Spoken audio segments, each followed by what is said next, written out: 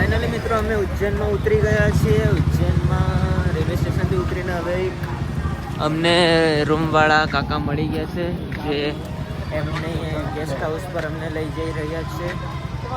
તો અમે પહેલાં ગેસ્ટ હાઉસ પર જઈશું, જોઈશું કેવું છે, અમને ફાવટ આવે તો રોકાશું, નહીં તો પછી કોઈ બીજા ગેસ્ટ હાઉસ પર જઈશું. પછી અમારે કંઈક જમવાનું બી કરવું પડશે. અત્યારે વાગ્યા છે, કેટલા વાગ્યા છે, 1 મિનિટ જોવા પડશે મારે. અત્યારે વાગ્યા છે 10:58 થઈ છે, એટલે અમે 11:30 સુધી રૂમ પર પહોંચી રહીશું. પછી જમશું, પછી જોઈએ કઈ રીતનો પ્લાનિંગ થાય છે. પછી અમે કદાચ ફરવા બી જઈશું થોડી વાર, પછી આરામ કરશું. પછી અવારમાં આપણે બસમાં આરતીનો લાભ લેવો હોય તો આપણે વહેલા ઉઠીને જતું રહેવું પડશે. એટલે આપણે બધા જઈએ છીએ ચાલતા ચાલતા. કિશનભાઈ ને ચિરાગભાઈ બી છે.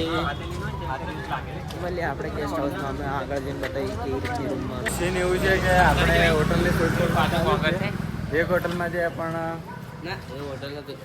હોટલ નથી, રૂમ હતું થોડી. અમે પહેલા બી આવેલા ને તો પહેલા બી આ રૂમ દેખાડો ને એ બી અમે નાખી દીધું, પછી બીજા રૂમ બી લીધેલું.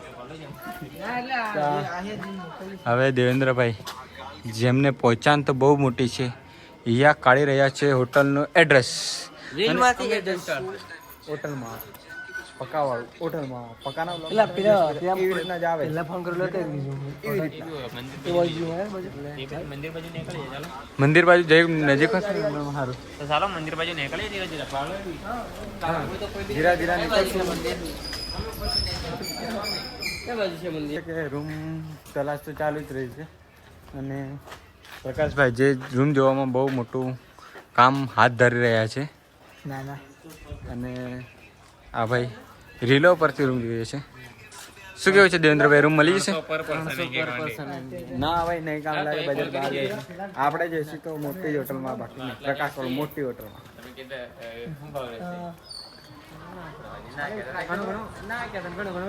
એ અહીં રહેલા અહીં રહેલા ના અહીં નથી રહ્યા. બોર્ડે મને ગાળ દીધી એટલે યાદ આવી ગયું, કઈ નથી રહ્યા મંદિરે.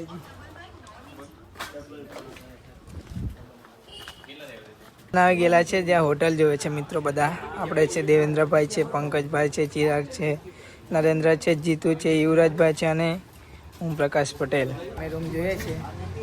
રૂમ મળે એટલે તમને બતાડીશું કેવો છે, શું પ્રાઇસ છે અને કેટલું ખતરનાક છે. બરાબર, લોકેશન બતાડીશું.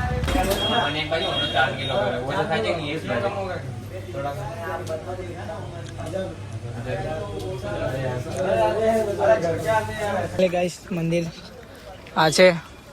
આ અમારા મિત્રો હોટલ શોધે છે રૂમ જ્યાં અમારે રહેવાનું છે. હવે રૂમ પર જઈએ છીએ. કંઈક હજુ સુધી રૂમ નથી મળી. રૂમ મળી જાય એવી આશા કરો, ત્યારે મજા આવશે. આગળનો વિડીયો કન્ટિન્યુ થશે, મળી જાય તો. આ છે આપણા મિત્રો જે જીર્યા છે. આ છે ઉજ્જૈન નગરીની લાઇટિંગ દ્રશ્ય, જે ખૂબ મજાનું ખતરનાક અને જોરદાર છે. આપણે જે પ્રકાશ પટેલ